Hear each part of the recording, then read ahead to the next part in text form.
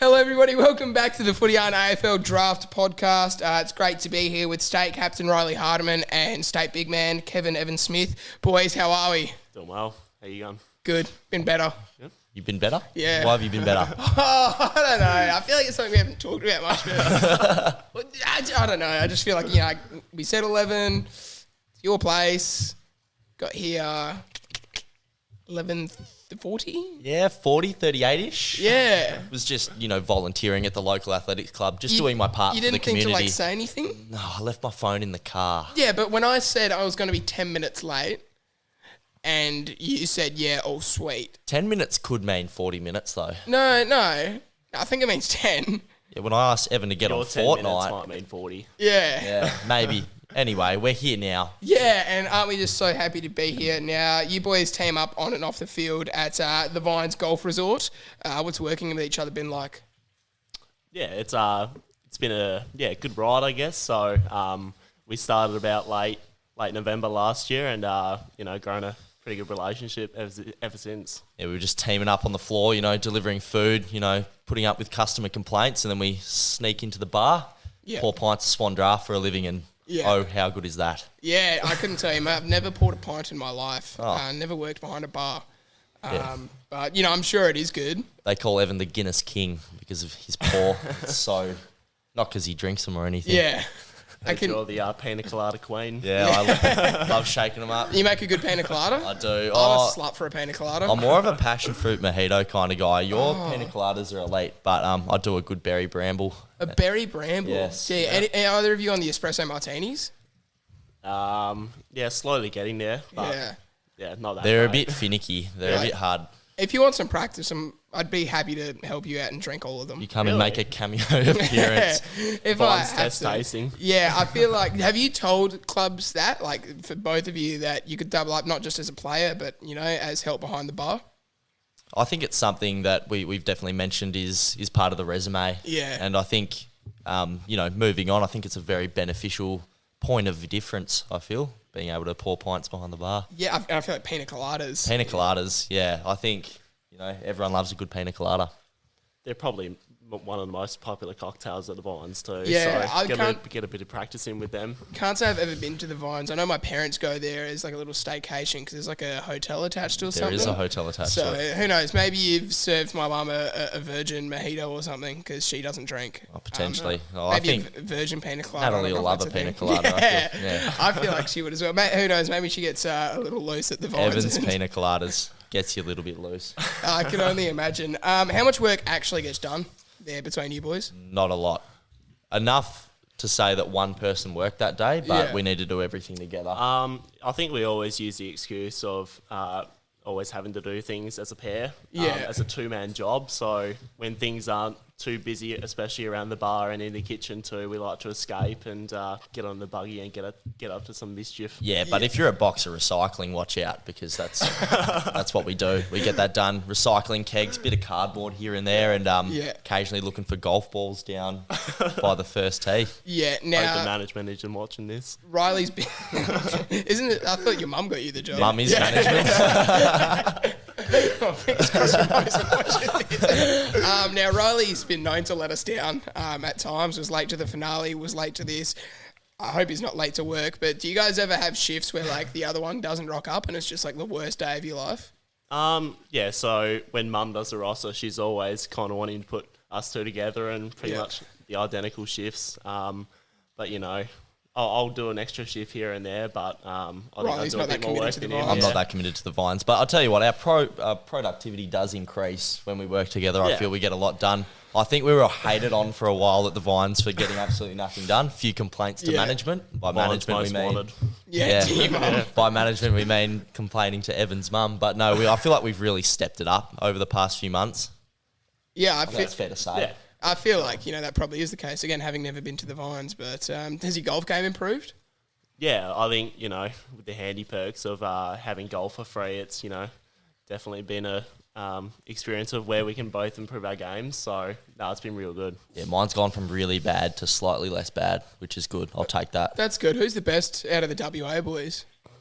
Luke Kelly goes all right. Yeah, Luke's a handy left hitter. So yeah, when I do, because we play like 2v2 scramble at the Vines with Luke Kelly and our other mate Jack, and I'll always go on a team with Luke Kelly and we'll always come out with the chockies, even if we don't use any of my shots. Yeah. He's just that handy, gets it done. I think the last couple of rounds me and Jack have won, so... Yeah, I've been absolutely dismal, but whatever. Look, that's still, teamwork is the dream work. Speaking of teams, 2 Swan District boys, tell me about life at Bassendean and with the Swans. I think this year's really stepped up with having the seniors pre-season in mind too. Bit of experience going up against the bigger bodies and more experienced players has helped, especially transitioning into the State Academy and the Colts program. It's been really beneficial.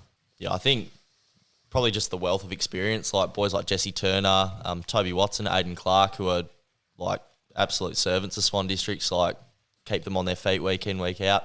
It's really good just to learn off them, not from just a positional and a footy point of view, but what they do off the field. Jesse Turner's the ultimate professional, so it's really good to kind of pick his brain a bit, I suppose. Yeah, and the best thing about, I guess, any level of footy where food isn't catered for you is going to get a post-match feed. Bassendean's got a lot on offer if you're willing to risk your car getting broken into in the shops. What's the go-to feed there? There's one. Yeah. Ev, do you have any favourites? Not really, no. Oh, well, Riley, what's your favourite? Well, I do indulge in a bit of Aussie's kebabs. Yeah. You ever been there before, Hayden? Oh, well, I've dabbled once or twice. I've dabbled. What's the go-to from Aussies? Oh, you just can't go wrong with just the kebab, just the faintest doner. Yeah. It's just the way to go. I keep it simple, and they do simple really well. What sauce do you roll with? I don't mind a bit of barbecue sour cream. That's my combo. What do you go? I'm a bit of a spice man. I don't mind the chili. Yeah, just chili? Just chili. Just chili. That's criminal. It's criminal. That's wild. You need a bit of, just balance.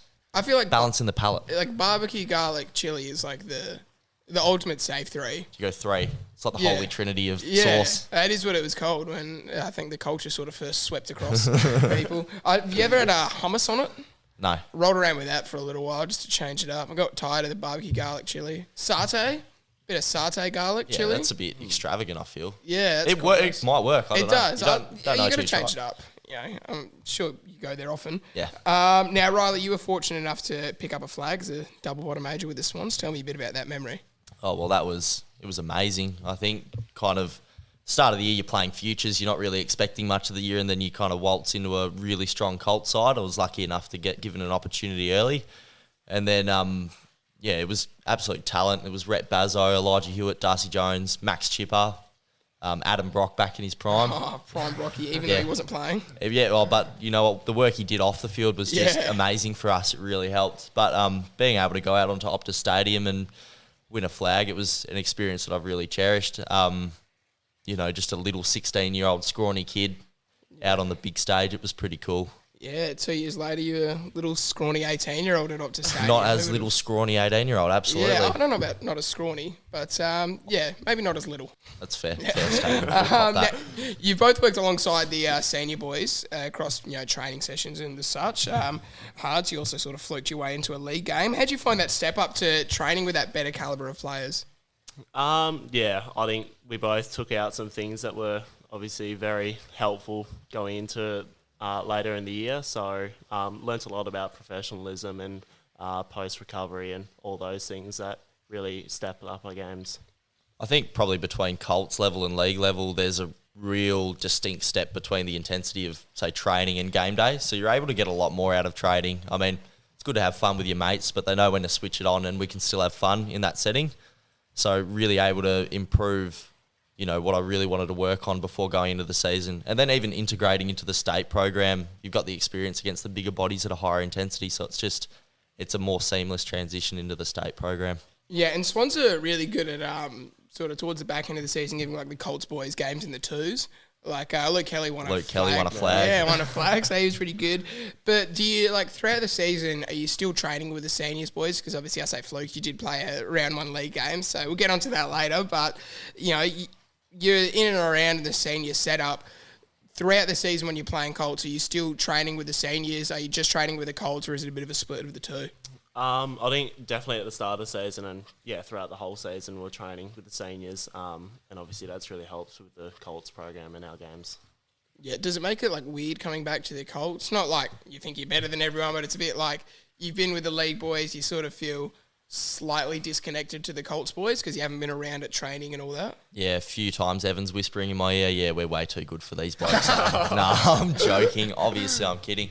I think the first few rounds where, you train with the seniors for the whole preseason and then you go back to Colts and you're kind of looking around and going, oh, who are some of these blokes? But in the end, it kind of becomes routine and you train with the seniors boys and then you go and play some Colts with Army and Walter and the boys. So, you just kind of get used to it, I suppose. Now, Riley, that league game, do you want to tell me about that, the step up, round 1 this season to go out there and very narrow loss, but, getting that first league game under the belt? Yeah, I forgot that Colts was at 9 o'clock and not 2:30. I rocked up and they're like, yeah, we might as well give you a game. Yeah. So that's probably why you called it fluky. But all in all, it was definitely a goal in the preseason. Being able to go out and play some senior football, and I was lucky enough to achieve that down at Leederville against East Perth. It was a very close game and took me a while to get into it. It was a bit nervy, not wanting to disappoint anyone. You look around and you're playing with some really talented boys. The last thing you want to do is lose a game for them, especially when it was only a 1-point deficit. But it was a really good experience to be able to go out and play there. Bit of a crowd, so I was happy with that. Yeah, now, as far as like your role, obviously you're an outside player predominantly, but even towards the back end of the Colts, you're a real midfield bull. So maybe 1 or 2 centre clearances in there. Yeah. Maybe you contest a possession, but Beast. yeah, that like step up within your own role. I think as an outside player, did you find it not as tough to step up as you think other people may have?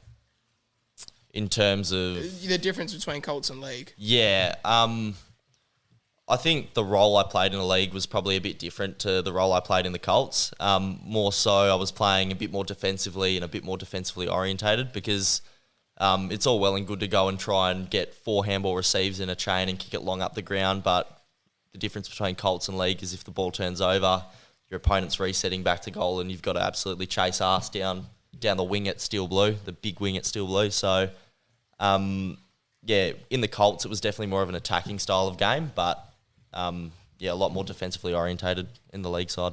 Yeah, have you two been able to attend many centre bounces together? Because I think you played more midfield just from what I've seen later towards the season where Evan was out of the side with your stressies. Yeah. Have you guys been able to attend many centre bounces together? I think probably one of the best games we've had as a ruck midfield duo is probably the South Freo game. So maybe just before this guy got knocked out. I got knocked out halfway through the third quarter. I think, him switching from a defender role to a midfielder role was really beneficial for the team. You turned it on that game. That's why you mentioned it. I think Evan had like 20-odd touches, 2 goals, and 50 outs or something like that.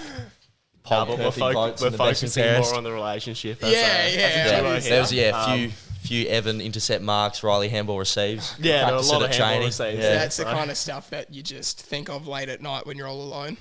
Yeah, absolutely. I think my little brother sent me a clip of him getting a handball receive from Callum, Evan's little brother. Yeah. And then I went through all the huddle vision and got all the ones from us and then sent them through. I'm like, that's how it's really done, young fella. That's great synergy, though. Yeah. That there is that sort of relationship. It's, next generation coming through. Yeah. Now, if you would have obviously, through state, you wouldn't have attended as many centre bounces there as you would have at Waffle Colts level. But you would have, tapped it down to a lot of great midfielders in your time. Where does Riley rank? 1. We'll let him answer that, thanks. What, from a state? Or just all the mids, Anywhere. there's DC, there's Clay, there's all those big names in the state set up, and then you look to the Swans boys, the genuine mids, Harry Crichton, those types of boys. Yeah. When you look at it, don't know, not a bit of favouritism here, but you coming from a defender's point of view, you might slip in a number 2 or a 3. But all right, so tell me who 1 and 2 are then. I think it's pretty hard to go past the Clay Hall as a midfielder. Yeah. Does he get above DC? Yeah, DC's a key defender. Oh, and you're a halfback, mate. Yeah, true. I'll cop that. Yeah. Now, when you go into the midfield at the back end of the season and Evan isn't there, does it feel... Obviously, you were replaced by Kent McCult's great Ethan Hall, who's bit undersized, but gee, was he giving it a red hot crack. His competitive nature was huge. We love Hawley at Kenwick, but probably not in the ruck at Waffle Colts level. Was that? Do you find you missing Kevin at those times? I think we had Owen Carroll in there, who was just as tall as Evan. Yeah, so a just little bit more arrogant than Evan. Yeah, a little bit more arrogant, a little bit more silly, but few less intercept marks. Yeah, he went down with an ACL injury against Perth, I think it was, towards the end of the season. So we were left with, we were winning hit-outs as the Swan District's Colt side, and all of a sudden our two best ruckmen are gone. Yeah, you two were like both top 5, and you'd missed a couple games. Pretty much the Twin Towers, and then yeah. That's what they called them at Swan Districts, the Twin Towers. And then Ethan Hall comes in, gives us a bit of grunt as sort of like a fourth midfielder, but we weren't winning as many hit-outs, so we were playing a bit more of a defensive style of game as a midfield. Yeah. Now, Ev, as far as I think we were talking about, because we had a lot of time sitting out in the front lawn waiting for Riley to rock up. Too much time. Yeah. Oh, well, you don't appreciate the time or something.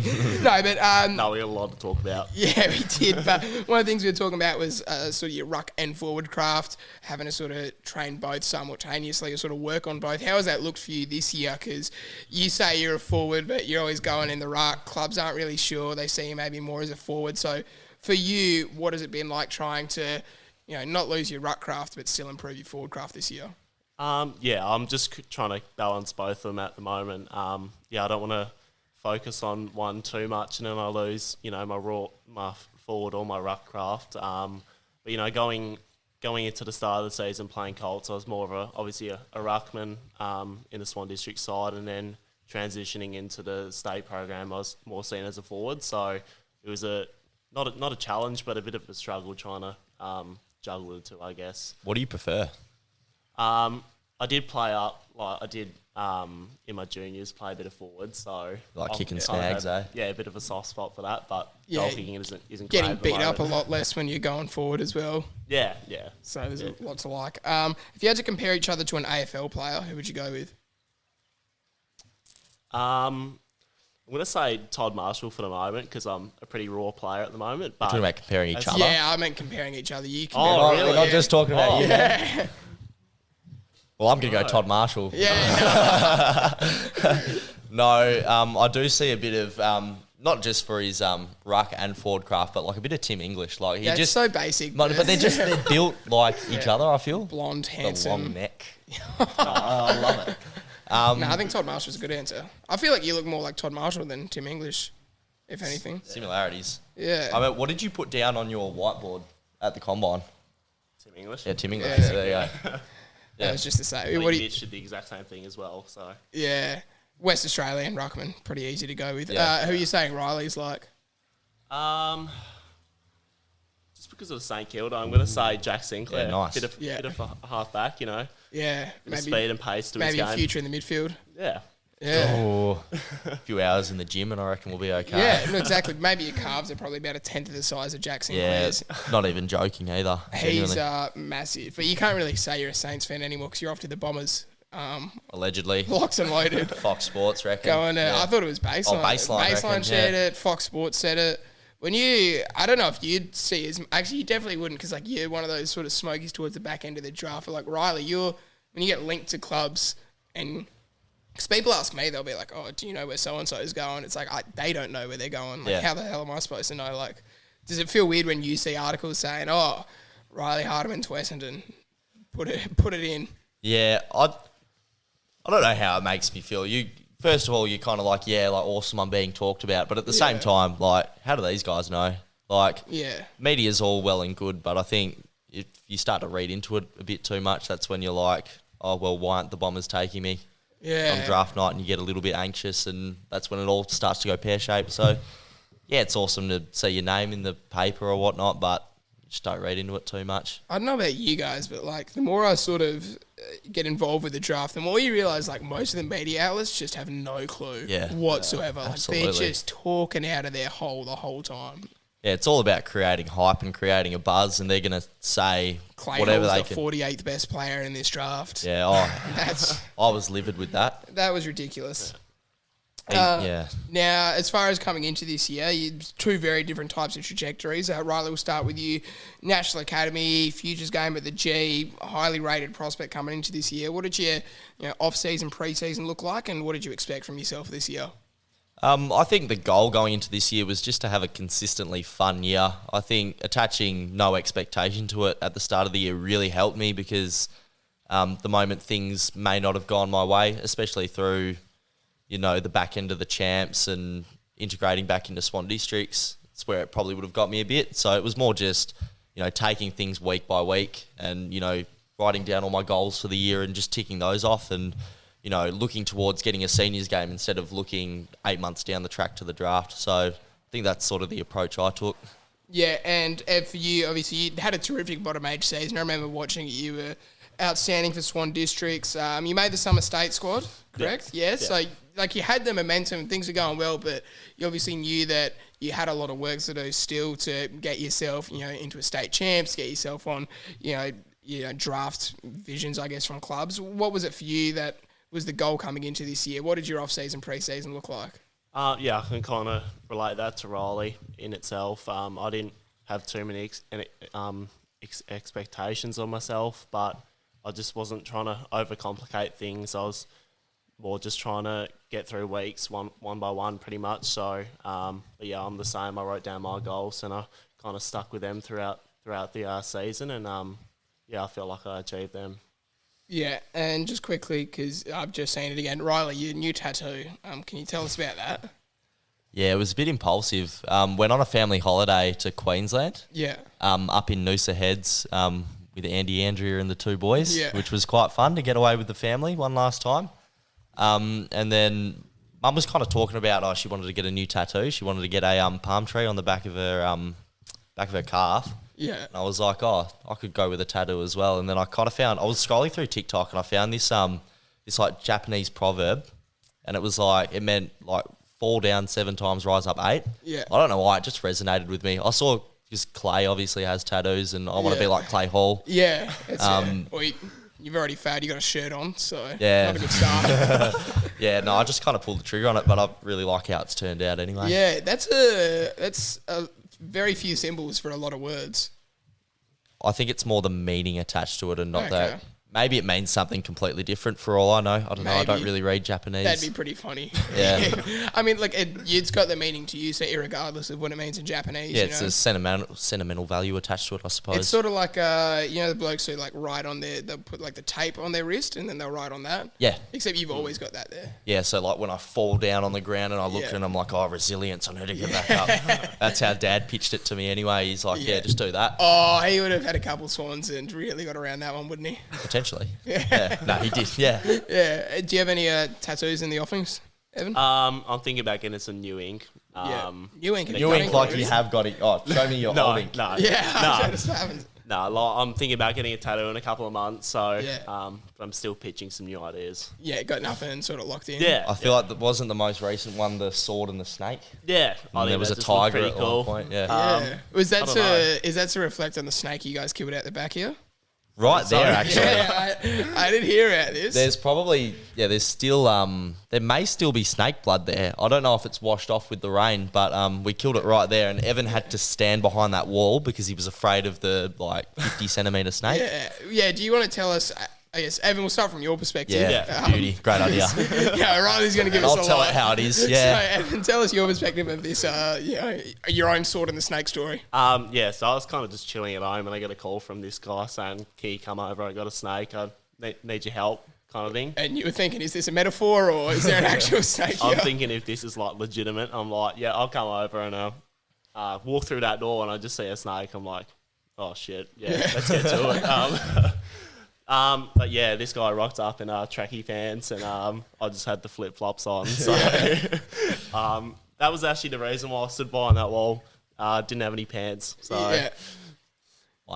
Yeah, please, Riley, tell us. So we were originally meant to go shopping anyway. We were going down south. This was before the Footy yarn finale, which should be coming out so this was only 2 weeks ago. This was only 2 weeks ago. Yeah. And like I'm walking around. I'm about to call Evan anyway to go, all right, let's go do our groceries. Yeah. And I walk around here to go and try and find the speaker from that cupboard right there. Yeah. And I completely walk past this snake once, and then I come back out to look again, and it's just sitting right there, all curled up in a little coil. And I'm like, oh. So I call Dad, as you do. Mum's freaking out a bit. She's like, we got to call the ranger. We got to get it going. And Dad's like, just grab. I've got a concrete rake up in the shed. Just grab it and just yock it. Fucking yock it. And I'm like, yeah, I'll roll with that. But if I miss, I'm in a little bit of strife here. So I was like, need to call in some reinforcements. Yeah, call in the big guns. But I managed to call the most timid and like scaredy cat guy I know. You called the closest guy. I called the closest guy, to be fair. And so he's got the concrete rake and I've got a shovel, and he's like pinning it down, but he's hiding behind the wall, pinning it down. And I'm just going, reason for that. Yeah. And it took me like 4 goes to get the head off. But we got there, and then we took our little victory photos. We'll show you those after. Mum took a video as well. It was pretty funny. Please do. I do definitely want to see that. Yes, now state footy. Back to footy. Pretty good squad coming into the tournament. Clearly mustn't have been that good with some of the performances.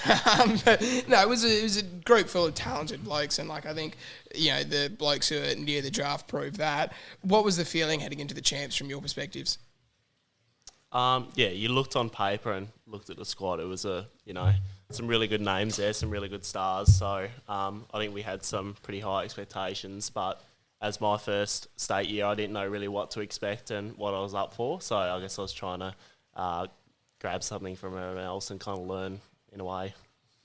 I think leading into the first game, we knew the Allies were going to be strong.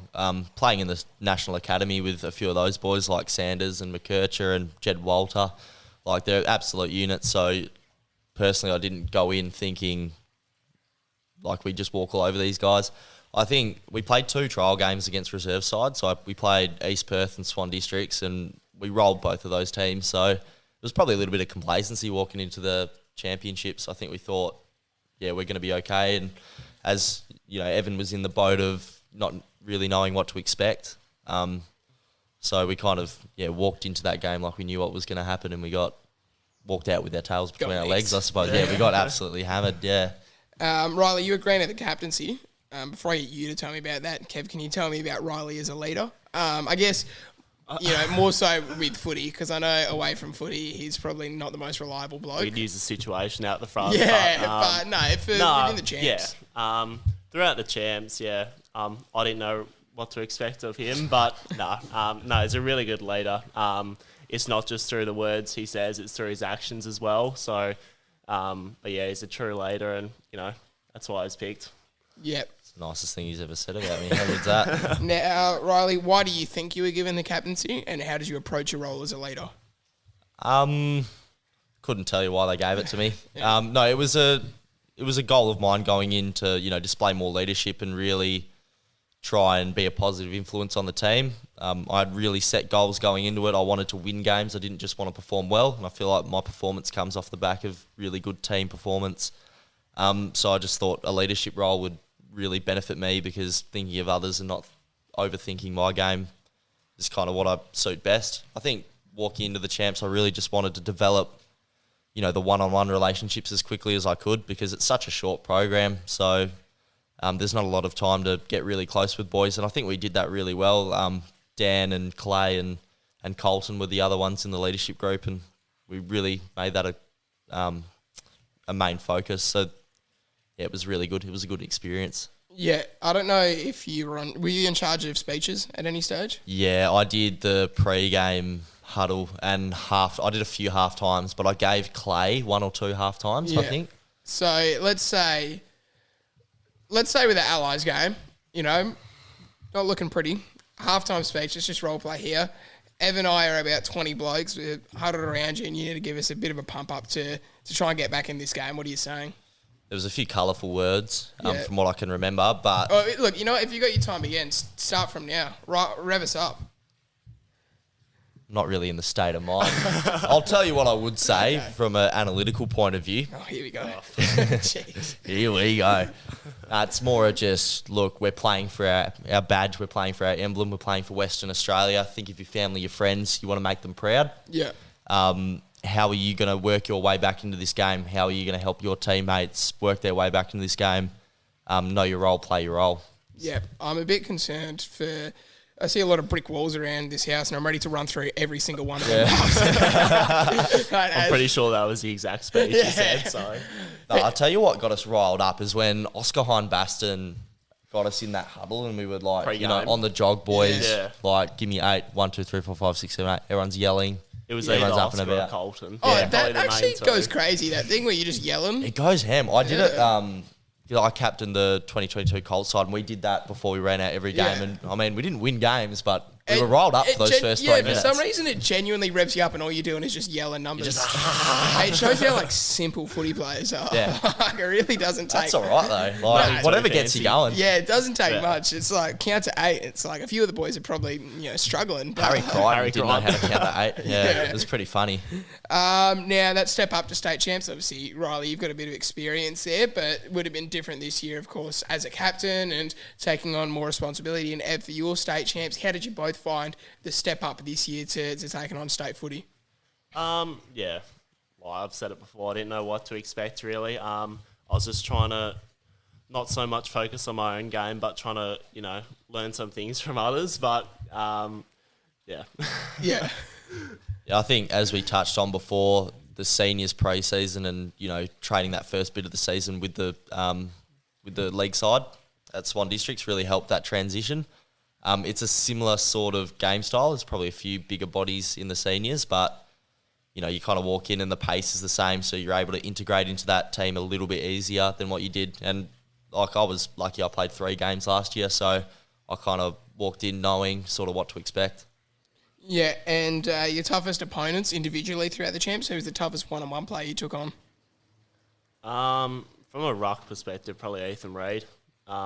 Just definitely chasing tail all day. Yeah, pretty much. I struggled to keep up, but yeah, me and Mitch kind of shared that, and yeah, traumatised off that. But yeah, Yeah, right. I think the one I'll probably mention is Phoenix Gothard from the Allies. Obviously, we struggled that game, so was trying to do everything I can to try and at least make it a reasonable defeat, if anything. But the way he just resets back to goal, I'm trying to run up the ground and kick the ball long inside 50. I turn around and he's bolting back to goal, trying to crumb Jed Walter on Dan Curtin. So he was pretty tough in the moment, I felt. He's a very good player.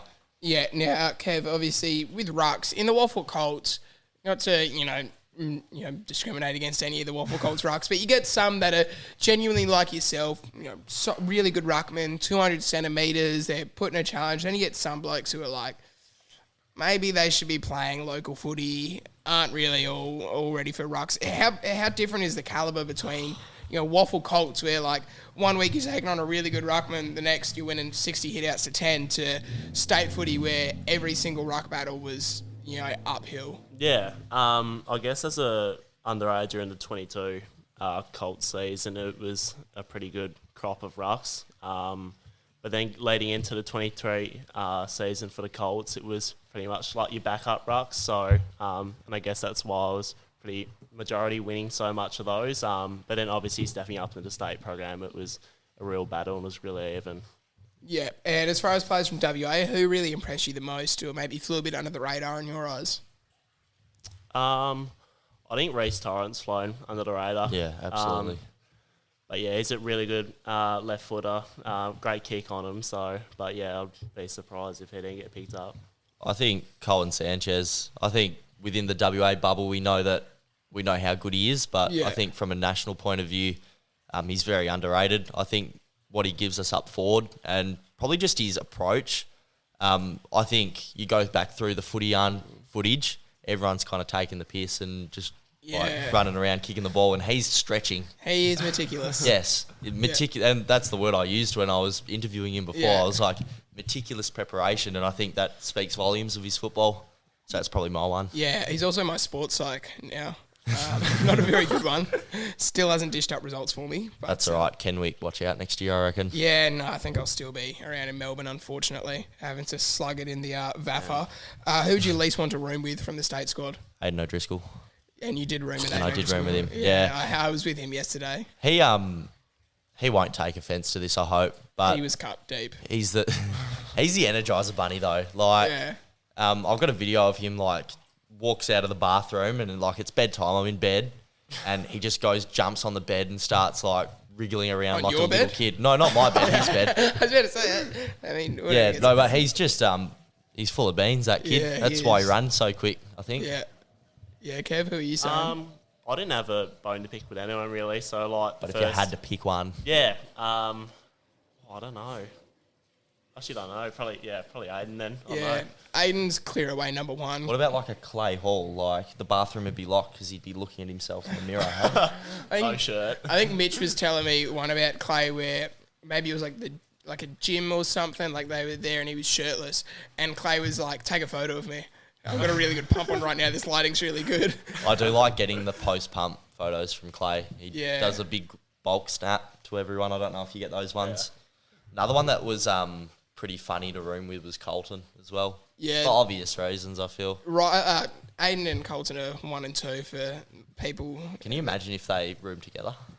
I can't imagine there'd be much sleep getting done in that room. I wonder how their combine results would have gone if they were staying in the same. Probably somehow better. They both probably would have just Like had, feed off each other. yeah. Yeah, that's it, eh?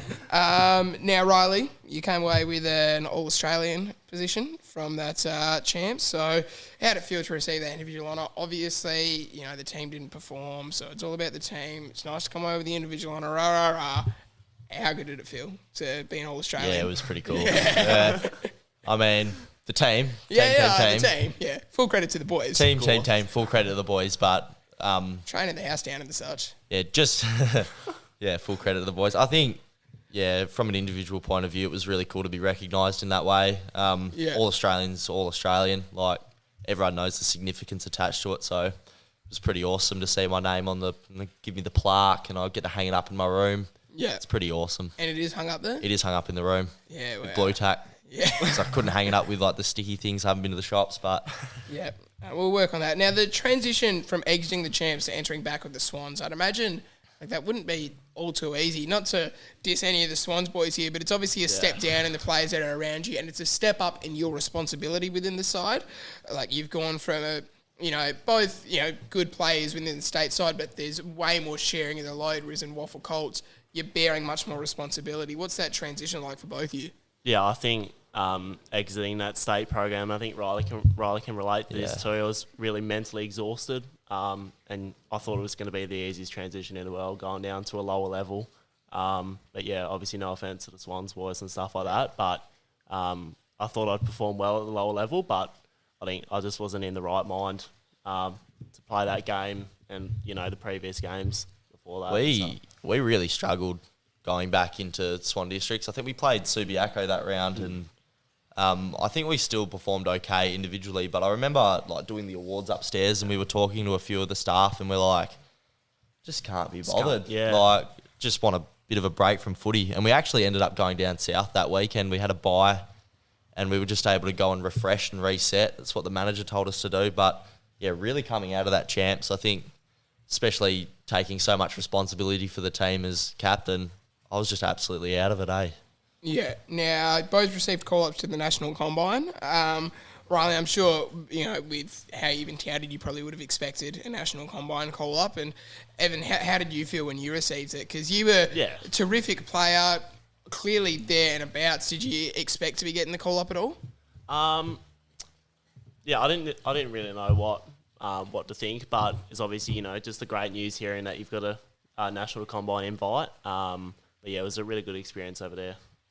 Yeah, and getting over there, talk to me about, for both of you, the experience there. Obviously, Ev, you didn't get to test, but just that experience, how was it compared to what you thought it would be, and how did you enjoy the experience over in Melbourne?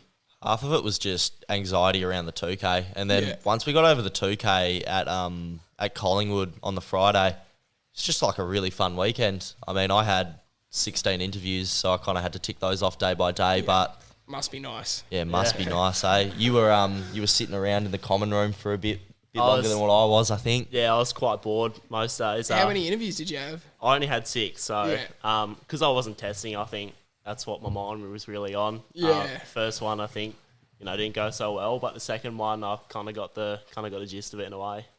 You can only be asked the same question so many times before, like, it's just over in your head. Yeah. I was about to say, and I'll ask it now, like, especially the chats with media outlets, like, I feel like all the ones there, like Fox, SEN, all those guys, they're just going to ask the exact same, like, 5 to 10 questions because they've only got 10 minutes with you. Like, does it get boring? Do you feel like, do you try and change the answer up at all when you're there, or do you just sort of say the exact same thing to everyone? Nah, because you might say something that you don't mean. Like, it's better just to stick to Yeah. the script than risk saying something like potentially controversial or Yeah. not representative of your character. So you just repeat more or less. Were either of you asked who you'd take pick one? I was. Did you say Dan Curtin? I did say Dan Curtin, Yeah. actually. Like, when I was in an interview with a particular club and they're like, oh, who should we take with our pick? And they had it like they were in the top 10 and I'm like, yeah, take Dan Curtin. Yeah. Just said so take rating. Evan Smith. Yeah, I said Hayden Arducci. Yeah. Bit of a smoky. Well, I did miss my draft nomination, unfortunately. My manager didn't tell me that it needed to be picked, so pretty flat about that one. Ev, you're battling lower back stressies. Yeah. So you missed the final few rounds. You missed the combine. It's mentally, we'll focus on that. Like, how did that affect you? Because, you know, you've had a fairly good season and you want to get a strong finish, but you just missed out on the chance to. So I'm probably about 13 weeks in now. And it took me a couple of weeks to know what I was going to do with this injury, so to speak. But I didn't know how to handle it. And, you know, the people around me, just all they could do was just reassure me and say everything's going to be all right. And I know it's going to be a long journey to get back to me being fit again. But yeah, all it is just going to take time. But everyone wishes, you know, especially me, I could have finished off that season really strongly, but and showcase a bit more of my ability. Yeah, and was there any stage, like, you're fighting back or thinking you'd maybe be back ready to test for the combine, or did you sort of know pretty early that it wasn't happening? Well, I wasn't running by that point yet, but I didn't want to rush back into things too quickly, and then that could aggravate it a bit more or come back in the future. So I didn't want to rush back too soon. Last thing you want to do is rock up to the combine unprepared and run like an 8-minute 32K. Yeah. That would be pretty Not a great devastating. look. Yeah. No. Apparently someone last year said they had a broken foot and ran like a shocking 2K and 20-metre sprint, and then afterwards said they had a broken foot. So whether or not I don't think that would have flown too well with clubs. I think Yeah. I It doesn't do just- yourself any justice. Well, they still got anyway. picked up. So. But how, like, on the medical front, how was the medical that we did on, was it the Saturday? And, like, Saturday you had to morning, walk yeah. to the massage board in the middle of the room, Yeah. and all the clubs are, like, surrounding you. And they're like, oh, 3 or 4 Evan people for Smith, each club, Swan yeah. Districts, history of stress fractures lower back. And then all the doctors will walk up to you and, like, interrogate you. like, ask you questions? They just or- ask you questions and like how It you feels manage like an the interrogation. injury kind of Yeah. thing. Like, but only one club needs to ask the questions. All the others just listen. So say like North Melbourne, for example, will walk up to you and ask questions, and then all other 17 doctors will like swarm around to see what they're saying, and it's a bit daunting. It would be. What was your, like, do they actually, like, test anything, or do they just bring up your medical history and ask you questions? Yeah, well, it depends on how injury prone you were, like throughout juniors. I mean, I'm lucky to only have that one concussion, but I had like family history of something else, so they were like interrogating me about that, and I'm like, man, I don't know, I'm okay. Yeah. And then they'll be like, oh, we're going to send you off, you're going to do these tests and whatnot, and you're like, okay. Yeah, was it the same for you? Like, Yeah, I had a couple of clubs come up, and more so the physical side of things. So I kind of, you know, putting fingers in my back and asking if it's sore or not. But yeah, what more can you say and say it's all right? yeah. Did you have any notable interactions with clubs at the combine? Like anything that just sort of stuck out to you from the combine? It all kind of just blended Yeah, into one. like All there's 16 of those nothing interviews. interesting. They've just got less interesting, apparently, like over time. Yeah, I didn't get asked anything too, like, you know, those questions you hear where you're like, Yeah. why would they ask that? Apparently, they've been told to stop doing them. Yeah, well, I don't know how much they'd get out of them from a combine if they've already met everyone already. Yeah. But like, what would I know? Yeah. Honestly.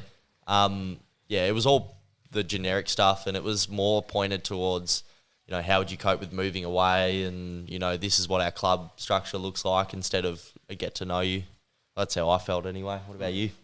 Yeah, I think the combine's obviously notoriously known for having those curveball questions, but I didn't get asked any of those, which is probably a good thing. So Yeah, the only thing I heard was one bloke just getting sprayed by Port Adelaide for being shit.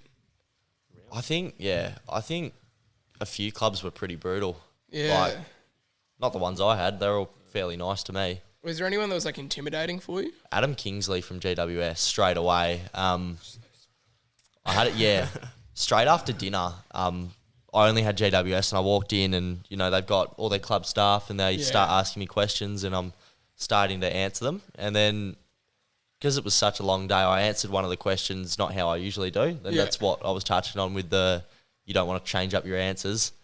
And I don't know, I think it might have rubbed them the wrong way, to be honest, because it kind of came across like I was being a bit arrogant, which is... So you're not going to the Giants? I'm not going to speculate on that at all, but then I asked him a question and just the way he such powerfully gave me the answer, I was like, yep, okay, yes, sir. Yeah. But he was... and that button-up was way too small for him. Yeah, size down, I reckon. They don't make sizes large enough for those guns, I reckon. We shared an elevator, me and Kinger, like this now. We shared an elevator. And I think his bicep was the size of my head. Throughout the whole year, have you had any interesting chats with clubs at all, or have they all just been pretty run-of-the-mill for both you? Not really. I think, they've all been, nice in a way, and I haven't, had any weird or bad interactions with clubs, probably except for the Freo one when they came over and just, sat in silence in a way. Did they do that to both of you? They did that to all of us, I think. Yeah. That's so weird. I actually, now that we can, talk about it now, I actually warned him. I think his was... I think you were half an hour after mine. They came to my house first and then they went to Evans. Yeah, coming out in the country here. Yeah, they tick them off, up in the Swan Valley. And I'm hop on the blower to Evan and I'm like, wait, this is what they're going to do. This is what they're going to do. Just be ready. I was so ready. I think that was around the Derby time. I was as soon as I sat down, it was just 5 questions. No, yeah. So how's the recruiting space? Did you? I was... how long were they sitting there in silence before you went, I'm going to say something? Felt like half an hour, to be honest. Obviously, you expect them to say something first, because, That's how interviews go. Yeah, they're there to interview you. You don't go to, a job interview and start talking, you wait for them to say something. So, did you sit down and, immediately, sit and be like... Oh, I didn't want to make it... I didn't want to make it too obvious that I'd, already been pre-warned in a way. So, I didn't want to sit down and be knowing what they're already going to do. So, I think it was around the time of the Derby. I just waited a bit and then... Because I think they're chatting to Mum and Dad. I think I just asked how you guys ahead of the Derby and stuff like that. And then the conversation started flowing. So... Jeez. But my parents weren't there when I did it. It was just me. Yeah. Oh, Andy would have loved to have been there. Andy, he flourishes in silence. He'll take the microphone and he'll own it. Oh, yeah. I'm pretty flat he wasn't here. Yeah, he's unfortunately gone back up to work for a few days to afford our draft party plans. Yeah. Oh, so beers are on the house then. Yeah, maybe. We'll see how it Come goes. with kegs and Swan drafts. Yeah, stealing them from the vines. Yeah, that's it, eh? Hopefully the boss isn't listening. Now, Riley, you're testing. How did you feel about how you tested? I wasn't, overly disappointed with my testing, but I wasn't overly, happy. I feel like I had goals and I ticked them off and that was that. It was just another, I didn't test... extraordinarily well. I don't know how to explain it. It was just meh. Yeah. I was happy with how I interviewed, but in terms of testing, it went all right. That, because a lot of them, it's just sort of you do the test and it's over and done with. The 2K, you're obviously there for 6 minutes and 36 seconds. 35. Sorry. Yeah, but I reckon 1 minute and 36 seconds of that I was in your eyesight, so I think that really got me to the end. I got me going. I was just sitting there on that sort of corner. Yeah, that last sort of 150 metres, yeah. But that would be so... You would have had to have done a 2K at the start of the year, I assume, for the state... Yeah, well, when we were training with the seniors, I think both of us missed out on a couple because of the state summer camp as well. I did hear it was not good conditions for the Swans 2K at the start of this year well, as well. They don't cut the grass. Yeah. They only cut it once every 7 months or something like that. Yeah, and then you go to a ground like Collingwood and everyone's cutting off by 30 seconds and stuff like that. It's insane. Yeah, the track makes so much difference, but good old Swan districts and it's usually windy in the afternoon as well, so... Yeah. Full of duck shit. Yeah. Pretty much. I remember going to get ready to do the 2K at Swans, both of us, and then one of the coaches pulled us out. They're like, yeah, don't worry about it. You'll do one at state. Yeah. Life's good. But then we went to Chewett Hill, and that's not much better. No. Yeah. Do they not even have a running track at Chewett Hill? It's like that really local footy oval, like that public oval. So we're like, there's like little golden retrievers weaving in and out of us, and then it's interesting conditions anyway. Now, just a couple sort of random individual questions. Kev, I heard on the Athletes Mind podcast that you've got an uncle that was at the Pies. Yeah. So he was drafted in the early 2000s, probably like 1999. Drop his name. Yeah. Drop his Name name. drop. Brad Smith. Oh, Brad Smith. Not the West Coast one. no, No. I figured. Played- Yeah, so he was drafted in 1999 from Collingwood. what I pick think he did he played. go? I don't know, but I think he played. Well, he played 1 or 2 AFL games, but majority he spent his time in the VFL and then got traded to Richmond and then pretty much finished off his career there. Right. Are you close with him at all? Like, has he had any hand in your footy journey, or is it sort of just... Not so much. He's over in Melbourne, so Yeah, okay. I mean, we used to catch up when I was a bit younger, but I haven't seen him as of much lately. We don't get the chance to go over there much anymore, so Yeah. I'd love to catch up with him more, but just have to find some time. Oh, when you get picked up and go over Eastern, Hope so. fingers crossed. Riles, studying forensic science. We spoke about this at the start of the year. Have you made any friends at uni yet? And how is studying going? I still haven't made any friends at uni, and studying has taken a bit of a drop off since the champs. Pretty casual this semester. Only doing one unit, and it was the like the cultural awareness one that you need to tick off. So that was So it was nothing to do with forensic science. nothing at all. Yeah, You're very culturally aware though now. yeah. Oh, absolutely. I have a better understanding. What do you learn in cultural awareness? It's We didn't have that when I was in uni. Yeah, well, they're definitely more culturally aware now Yeah. in university. Funny that. Yeah, you're just kind of going through, historical Indigenous customs and traditions and what's appropriate and what could potentially offend. Is it solely Indigenous culture? No, they explore other cultures, but Okay. I think like a bit of the unit's more solely based on like the customs within Australia. So that Probably does need a bit more of that throughout WA especially. yeah, Was absolutely. it an easy unit?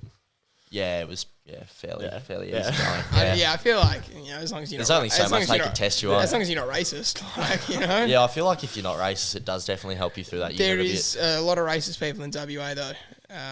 Real big.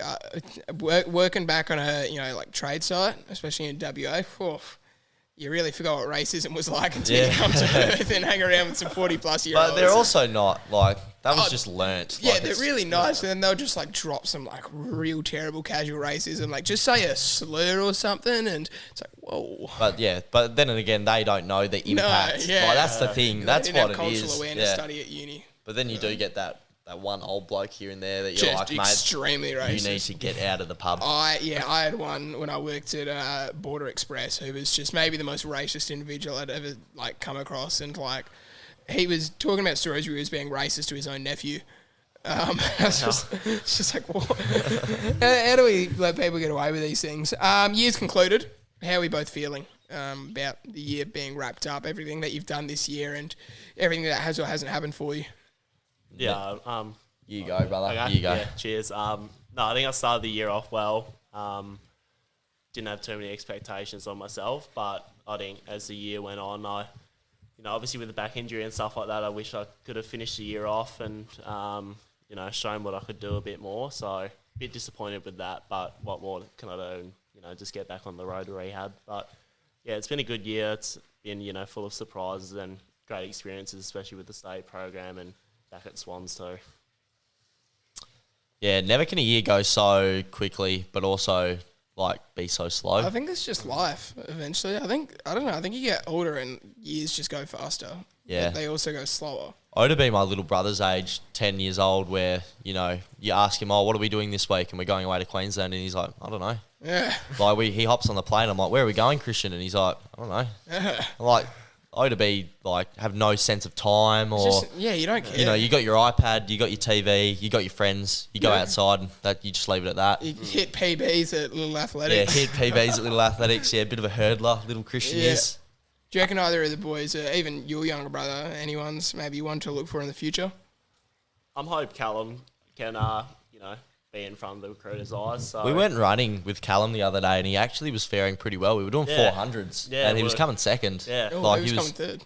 third. Yeah. Hey. Yeah, how's that, I eh? got an excuse rehab, all right? Yeah, no, Yeah. He's rehabbing. Lower stress is in the back. Yeah, but I'm assuming that would have made Callum feel pretty good about himself. Yeah, we got home and his ego kind of just boosted up from there. But he's been a good runner. He was not so much when he was growing up, but he's definitely developed some running skills. I call him a little baby giraffe. That's how he's built. But he can run. Those long legs taking places. Yeah. And obviously, draft's just 2 days away. How are the nerves feeling? Are we obviously excited, full of anticipation, nervous, sweating buckets? Riley, you're obviously off to Essendon. It's locked and loaded. But, like, how are you both feeling about the draft's coming up? Yeah, obviously excited and nervous at the same time. I'm a bit more in a different situation, I guess. So I'm not knowing what's going to happen, but I'm just waiting to hear the news and get on with the next phase of my football and in life in general. Yeah, Riles? Yeah, I think it's obviously a bit more of a certainty for me as it is for Evan. So I'm not necessarily nervous. Nervous for where I might end up, but more excited just to particularly spend Monday night or Tuesday night with my family and my friends. Hopefully you make a cameo appearance. Well, we'll see what happens, man. I'm a pretty busy guy. Yeah, we'll see if you receive any phone calls in the next few days, hey? Yeah, is Andy going to be there? Andy will be there. Andy would miss it for the world. I'm there. All right, boy. Book it in. We'll do another podcast You'll be there with metaphorical bells on. Yeah, I'll be there with literal bells on if you want me to. Yeah, we'll roll with that. If I have the time. Yeah. Find some bells. It should just be exciting. Good to spend it with the people that have kind of helped you to where you've gotten, where you go. Do you know if there's going to be like one of the lives? Because obviously the first round boys, they sort of set up ready to straight. So Shifter messaged me the other day and he's like, you got to hop on the Zoom. So you've got your crack at national television, I reckon, mate. No, you got to be there now. Mate, I reckon, I'll just have the footy on tattoo. Like, I'll wear the shortest shorts I own, so the footy on tattoo is always great. And when I jump up to celebrate, I'll put my leg right in front of the camera. And come on. Oh, boys, you're braving. Yeah. That's a good finish because the laptop just died. Sweet. That's literally us. Beautiful.